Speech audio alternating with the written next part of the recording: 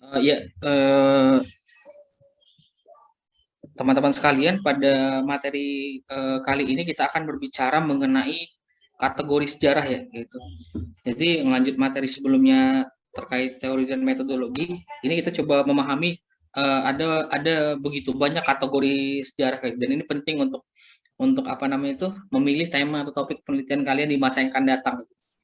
Jadi sejak awal kalian sudah memahami genre sejarah macam apa, kategori macam apa yang kemudian menjadi topik penelitian kalian, dan kalian akan fokus ke materi itu.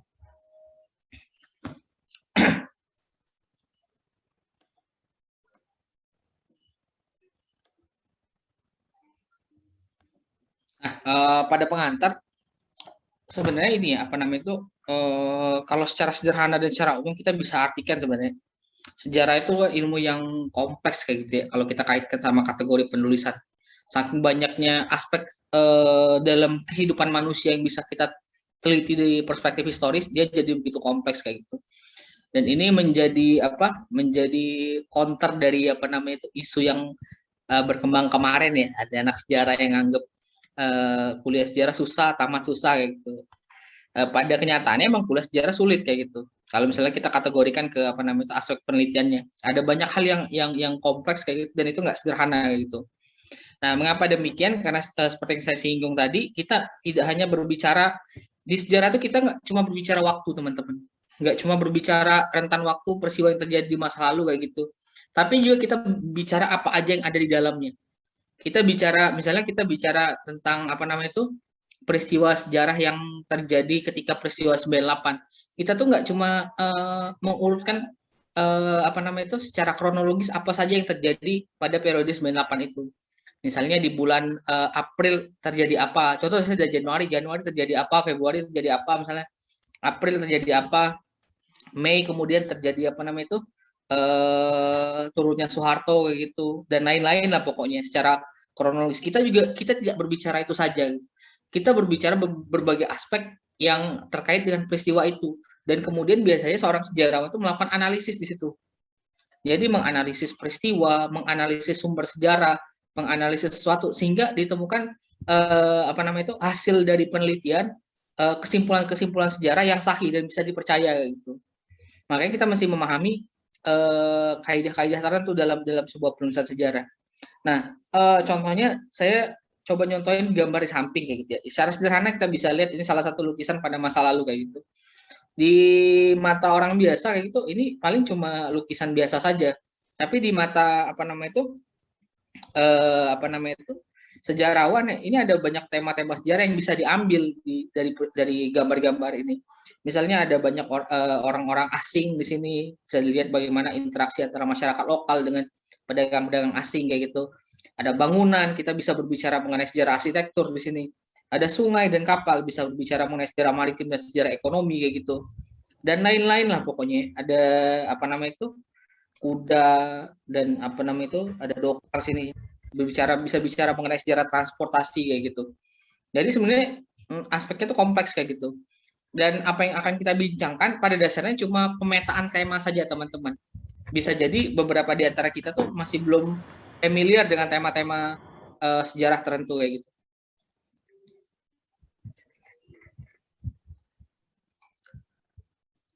Nah, kalau kita ini ya, saya ngambil apa namanya itu data ini dari buku teori dan metodologi karya Profesor Soehartono ya. Nah, itu. Jadi beliau mencoba membagi kategorisasi sejarah secara umum ya. Misalnya ada klaster pertama itu ada sejarah yang bicara mengenai masalah sosial, politik, ekonomi, psikologi, demografi, budaya, budaya seni, budaya rakyat kayak gitu. Ada lagi yang berbicara mengenai agama, pemikiran, mentalitas, ada lagi sejarah lisan, ada sejarah lokal, ada sejarah nasional, ada keluarga etnis kayak gitu. Kemudian ada yang tiga, ada sejarah perempuan, ada sejarah pendidikan gitu, ada sejarah kuantitatif, bahkan ada banyak lagi ya. Kalau kita misalnya bicara bicara apa namanya itu eh, yang terkait masalah tematis tadi kan ada sosial, politik, ekonomi kayak gitu. Tapi yang berkaitan sama pemikiran tuh ada mentalitas, misalnya ada sejarah pemikiran kayak gitu. Ada yang berkaitan sama wilayah, ada sejarah lokal, sejarah nasional. Ada yang berkaitan sama ras, ada sejarah etnis kayak gitu. perempuan juga terkait masalah feminis dan lain-lain ya. Itu coba kita nanti kita coba breakdown apa namanya itu pengertiannya, konsep-konsepnya itu dari aspek yang sederhana saja.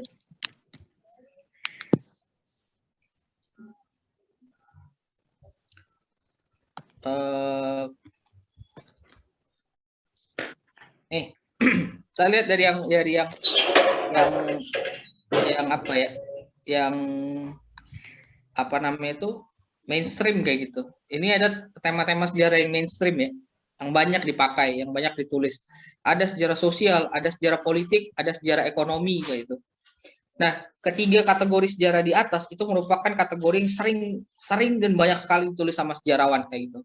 Salah satu hal yang memudahkan penulisan sejarah dengan genre ini, karena pada genre ini ada begitu banyak bahasan dan apa namanya itu tema yang bisa diangkat sama sejarawan. Tapi yang paling penting adalah dari ketiga aspek ini itu sumbernya melimpah. Itu ada banyak sekali sumbernya gitu.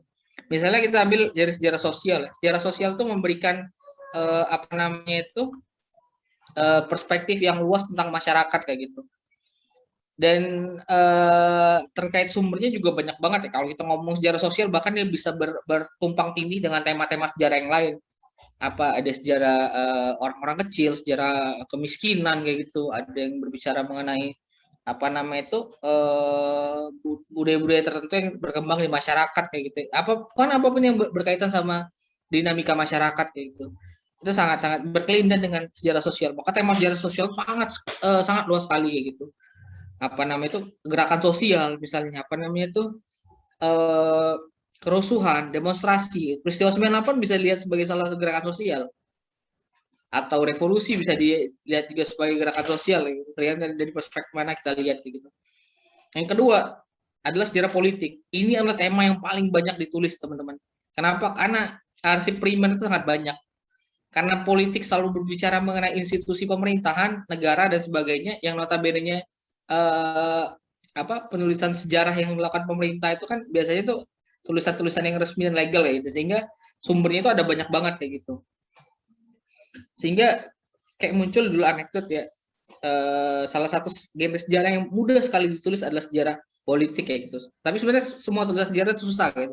Tapi kalau kita bandingkan dengan ketersediaan arsip, sumber dokumen dan sumber-sumber yang lainnya, itu sejarah politik itu kemungkinan berada pada posisi yang paling atas, paling mudah untuk dicari yaitu. Yang ketiga ada sejarah ekonomi. Sejarah genre ini memiliki keunggulan di mana luasnya kegiatan ekonomi pada peradaban manusia. Ada banyak banget teman-teman kegiatan perekonomian yang bisa kita angkat kayak gitu ya. Saya contohin misalnya bagaimana misalnya kayak Bu Putri ya, dosen kita, beliau mengangkat tentang bagaimana ekonomi pasar di Semarang ketika masa kolonial atau revolusi kayak gitu. Jadi dia mencoba bagaimana dinamika ekonomi yang ada ketika masa kolonial dalam sebuah lingkup yang sangat kecil, pasar kayak gitu. Bagaimana dinamika di dalamnya, siapa saja aktor yang punya peran signifikan di sana. Itu kan harus menggunakan analis sejarah yang cukup tajam sebenarnya. Nah, kemudian selanjutnya ada sejarah psikologi gitu. Terkait secara psikologi sebenarnya juga sebenarnya di Indonesia tuh baru mungkin kenal, tapi di luar tuh udah banyak banget orang memahami sejarah psikologi gitu. Karena dia mencoba menggabungkan ilmu psikologi untuk menganalisis. Biasanya sejarawan menggunakan ilmu psikologi untuk menganalisis perilaku masyarakat pada masa lalu gitu. Atau tokoh-tokoh, biasanya tokoh-tokoh yang dianggap tokoh-tokoh penting atau tokoh-tokoh yang berpengaruh di sejarah pada masa lalu kayak gitu. Nah, secara umum ilmu ini digunakan untuk menganalisis komunitas masyarakat, biasanya berujung pada mentalitas ya gitu, dan menganalisis individu, sehingga yang melahirkan salah satu konsep yang dilahirkan itu psikohistoris yang dikembangkan sama Sigmund Freud kayak gitu. Jadi dia coba menganalisis bagaimana pengalaman-pengalaman pada masa lalu itu akan mempengaruhi apa yang akan dilakukan orang pada masa berikutnya. Misalnya diteliti bagaimana perilaku perilaku Hitler atau perilaku Stalin, Lenin, tokoh-tokoh besar dunia itu pada masa lalu kayak gitu. Apakah apa yang mereka alami pada masa lalu itu akan mempengaruhi apa yang akan mereka lakukan di masa yang akan datang kayak gitu. Kenapa Hitler cenderung menjadi pemimpin yang cukup bengis kayak gitu? Apakah ada korelasi di masa lalu kayak gitu? Apakah ketika di masa lalu dia mendapatkan perlakuan buruk, kemudian kayak ada upaya balas dendam, kayak itu itu benar-benar psikologi banget deh itunya aspeknya. Kemudian ada sejarah demografi teman-teman. Sejarah dengan genre ini sebenarnya sudah dimulai sejak abad 16 di Inggris, namun kemudian ada pembaharuan sekitar tahun 1940-an ya. Biasanya dia berbicara mengenai mobilitas penduduk kayak gitu, masalah penduduk dan mobilitas penduduk juga, atau masalah kependudukan lain yang sebenarnya masalah kependudukan itu rumit ya. Misalnya berkaitan dengan masalah perkawinan, masalah sensus penduduk kayak itu, apa sebenarnya pengaruh sensus penduduk itu terhadap perekonomian masyarakat kayak gitu, masalah kelahiran, kematian. Mungkin juga salah satunya itu masalah diaspora ya, misalnya perpindahan penduduk dari tempat A ke tempat B kayak gitu. Itu membawa dampak apa? Misalnya teman-teman berbicara mengenai sejarah transmigrasi ya gitu. Transmigrasi itu kan bukan isu yang sepele ya. Di tempat-tempat asal, di tempat mereka datang itu kadang-kadang transmigrasi itu menimbulkan konflik sosial ya gitu. Ya teman-teman yang dari Sumatera atau Kalimantan kan seringkali mendengar itu isu-isu konflik sosial terkait masalah demografi. Nah, kemudian ada sejarah budaya rakyat ya. Saya juga ini kenapa disebut sebagai budaya rakyat agak bingung juga kayak itu. Tapi sejarah dengan kategori ini bisa dikatakan merupakan kategori yang merupakan budaya populer yang ada tengah-tengah masyarakat kayak gitu. Jadi ini mesti ngelihat dulu yang sedang gandrung di tengah-tengah masyarakat apa kayak gitu. Dan budaya ini bisa apa aja, bisa musik, bisa bisa musik, bisa kebiasaan-kebiasaan tertentu, bisa gaya rambut kayak gitu, ataupun mode berpakaian yang diadopsi itu dari budaya-budaya tertentu kayak gitu. Namun yang terkait dengan budaya rakyat, yaitu budaya masyarakat kecil yang terpuruk, dikuasai dan diperintah biasanya. Nah, saya coba nyontoin ini ya, ada salah satu fans musik yaitu fans Iwan Fals yang menamakan diri mereka tuh sebagai orang Indonesia gitu. Jadi mereka tuh fans musik ini bukan sekedar penikmat musik saja, tapi juga kayak jadi kayak tren masyarakat lah, tren yang ada di masyarakat pada zamannya. Jadi orang-orang yang terafiliasi dalam ormas ini atau organisasi ini, mereka tuh punya kekuatan sosial yang cukup signifikan gitu, di beberapa tempat di Indonesia. Misalnya kita contohin, misalnya kalau misalnya di grup musik yang lain ada slankers misalnya, ataupun penikmat-penikmat musik yang lain yang mereka tuh bukan sekedar penikmat musik tapi juga menciptakan kayak aura kekuatan sosial di tengah-tengah masyarakat di Indonesia.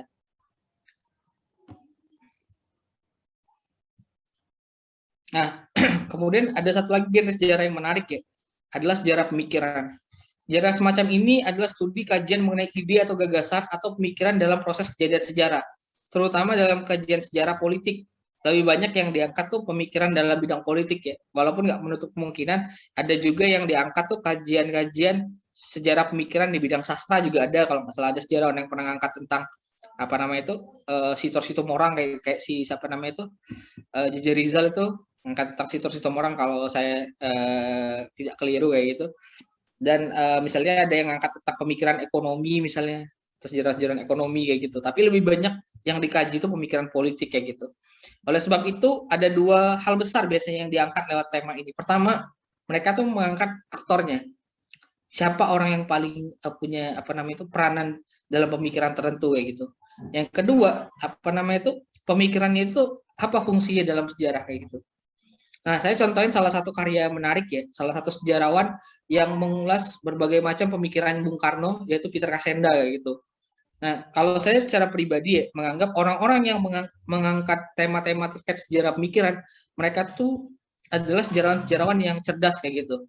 Karena mereka bisa mengulas pemikiran-pemikiran orang-orang tertentu dengan menggunakan konsep-konsep yang cenderung rumit dan agak susah kalau dibandingkan dengan konsep sejarah yang lain kayak gitu. Misalnya kita pakai sejarah ekonomi atau yang lainnya.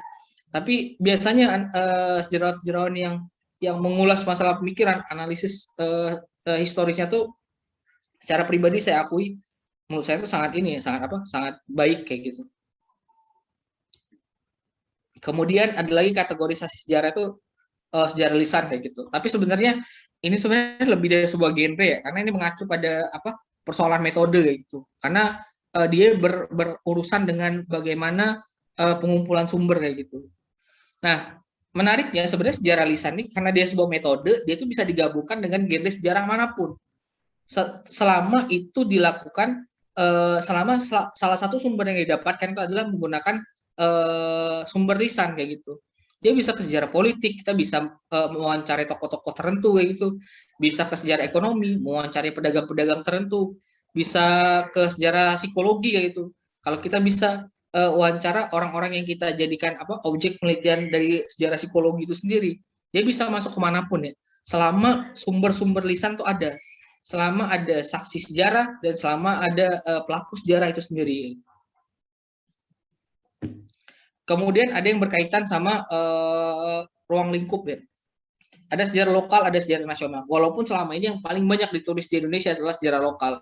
Bahkan di dunia juga jarang ada orang yang mengklaim batasan sejarahnya itu tuh dengan ruang lingkup nasional kayak. Kecuali itu proyek pemerintah biasanya. Kedua tema sejarah ini pada dasarnya sama jika diacu merupakan yang diacu merupakan batas-batas geografisnya.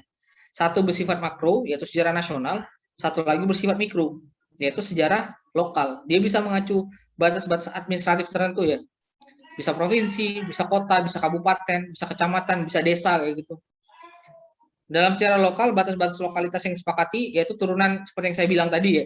Sedangkan dalam sejarah nasional merupakan kumpulan utuh dari sejarah perjalanan sebuah negara dari genre jadi genre semacam ini harusnya dimulai sejak tahun 45 kalau kita ngacu pada Indonesia. Sebelum itu sejarah nasional merupakan kumpulan dari sejarah lokal yang dianggap penting bagi pembentukan identitas nasional.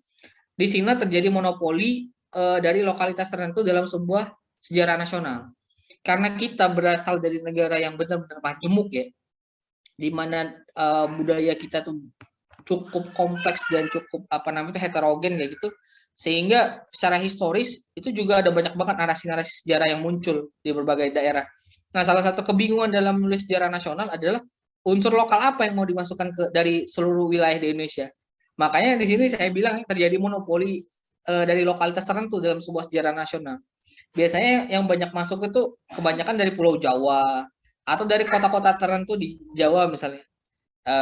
Jakarta, Semarang, Surabaya, Yogyakarta dan lain-lain. Sedangkan daerah-daerah lain itu seakan-akan tuh tidak menjadi bagian dari sejarah nasional itu sendiri karena nggak dinotis kayak gitu. Nah, ini jadi persoalan yang cukup pelik ya terkait sejarah nasional kita.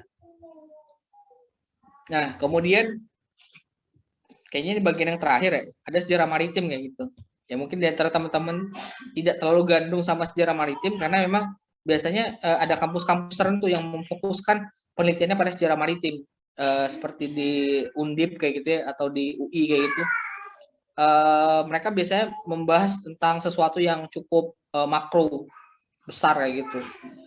Nah, kalau kita lihat ya, kalau teman-teman perhatikan peta dunia di samping ya, ini cuma peta yang saya kutip dari Google, yang kopas di Google kayak gitu. Misalnya saya lingkarin wilayah Indonesia nih. Kalau dari aspek kemaritiman, betapa strategisnya wilayah Indonesia, baik pada masa sekarang maupun pada masa lalu kayak gitu. Karena kita berada di antara emporium besar pada masa lalu ya. Kalau kita notice ya, emporium besar itu Cina, India, Jazirah Arab, Afrika bagian utara, dan Eropa. Dan masing-masing wilayah-wilayah besar ini itu berkesinambungan satu sama lain lewat jalur maritim kayak gitu. Dan salah satu fokusnya itu adalah di sini, adalah negara kita. Semua itu ketika mereka kan semua rata-rata datang ke wilayah timur, ke Cina gitu. Begitupun Cina juga ke daerah-daerah mereka. Mereka masih ngelewatin kita. Nah, jadi ada aspek menarik yang dimiliki oleh Indonesia ya. Nusantara pada masa lalu ya. Kita punya wilayah yang sangat strategis karena berada di jalur pelayaran emporium besar dunia. Secara ekonomis kita juga diberkahi dengan berbagai macam komoditas hasil alam yang dicari pasaran dunia. Bisa kita bayangkan ketika abad 15-16 lalu lintas pelayaran di sekitar wilayah Kepulauan Nusantara ini ramai dikunjungi oleh pedagang-pedagang dunia. Kenapa? Karena kita punya rempah-rempah yang mereka cari. Orang-orang Eropa itu sampai ngembangin berbagai macam teknologi pelayaran, terkait dengan pengetahuan mereka terkait pelayaran, juga eh, pengembangan pengetahuan hanya untuk menuju wilayah Kepulauan Nusantara. Mengapa? Karena harga rempah-rempah jika sampai ke pasaran Eropa, kalau dibawa sama pedagang-pedagang lain ya, itu tuh akan sangat mahal, melebihi harga emas kayak gitu. Tapi dengan perkembangan teknologi, perkembangan perkapalan, navigasi perkapalan yang mereka coba kembangkan kayak gitu, mereka akhirnya mengembangkan penjelajahan samudra dan akhirnya bisa sampai ke wilayah Indonesia dengan tujuan berdagang dan juga mencoba untuk menguasai daerah-daerah penghasil rempah-rempah. Makanya kalau misalnya kita berbicara mengenai sejarah maritim di Indonesia, itu tuh kita bicara pada ranah yang sejak dulu Indonesia itu punya punya peranan peranan dalam bidang maritim yang besar di dunia gitu. Dan ini bisa kita breakdown lagi ke ranah yang lebih mikro gitu ya. Kalau tadi kita berbicara mengenai posisi Indonesia di perdagangan dunia, kita bisa teliti dari aspek yang lebih mikro bagaimana posisi kota-kota pesisir di kepulauan-kepulauan Nusantara ini itu membuat jaringan perdagangan dan pelayaran pada masa lalu yang unik kayak gitu. Bagaimana hubungan antara kota-kota pesisir di Sumatera dengan di Jawa, pesisir utara Jawa gitu. Atau kita bisa meneliti bagaimana perkembangan kota-kota pelabuhan yang ada di pantai utara Jawa. Kenapa pantai utara Jawa itu lebih cenderung jadi pelabuhan yang besar kayak gitu. Berbeda dengan Kalimantan. Kalimantan itu jarang banget ditemukan pelabuhan besar. Atau di pantai timur Sumatera, itu jarang ada pelabuhan besar.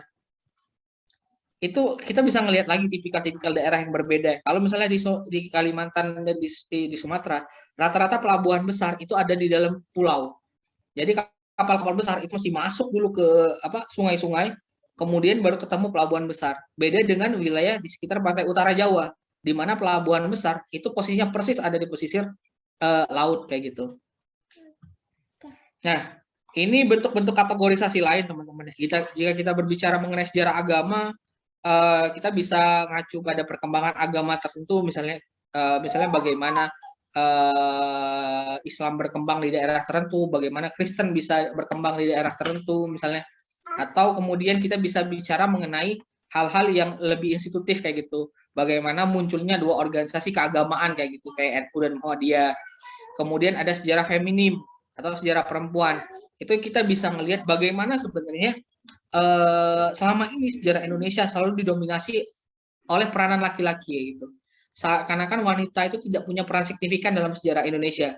Padahal jika kita telah lebih jauh, ada figur-figur atau tokoh-tokoh perempuan tertentu yang sebenarnya punya peran yang signifikan dalam dinamika sejarah di Indonesia. Bukan cuma tokoh misalnya. Misalnya ada orang yang pernah meneliti tentang bagaimana peranan buruh wanita, bagaimana peranan petani wanita gitu.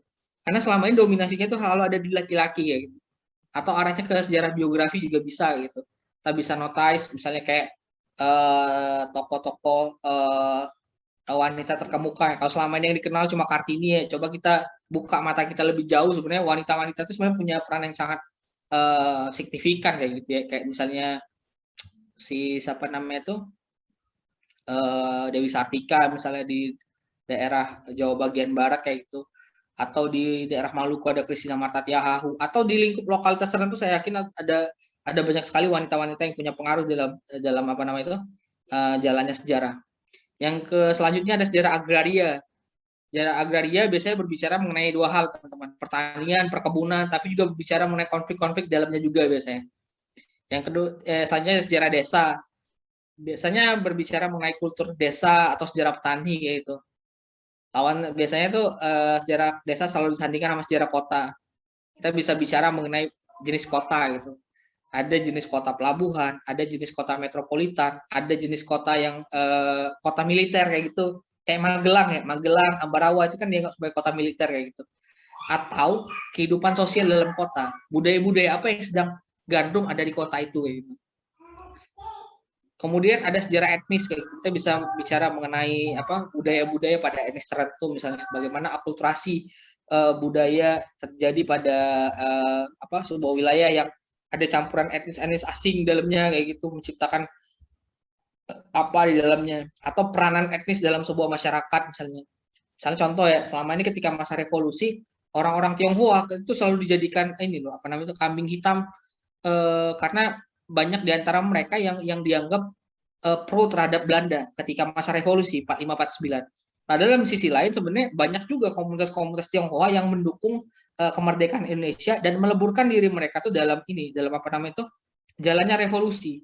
Mereka menjadi tentara relawan, mereka punya ormas, mereka punya apa namanya itu, kekuatan ekonomi yang mereka bantu, yang mereka berikan untuk apa namanya itu, membantu kekuatan tentara pada waktu itu. Ada banyak ya pokoknya. Saking ini ya, saking banyaknya apa namanya itu, kategorisasi dalam sejarah, dan mungkin dalam masa penelitian nanti bisa jadi teman-teman akan menemukan ini ya, genre-genre baru kayak itu yang ini. Kayak misalnya sejarah publik gitu, atau misalnya kayak sejarah kuliner dan lain-lain ya. Biasanya itu bergantung sama pengalaman penelitian kita sendiri. Saya kira untuk materinya ini dulu.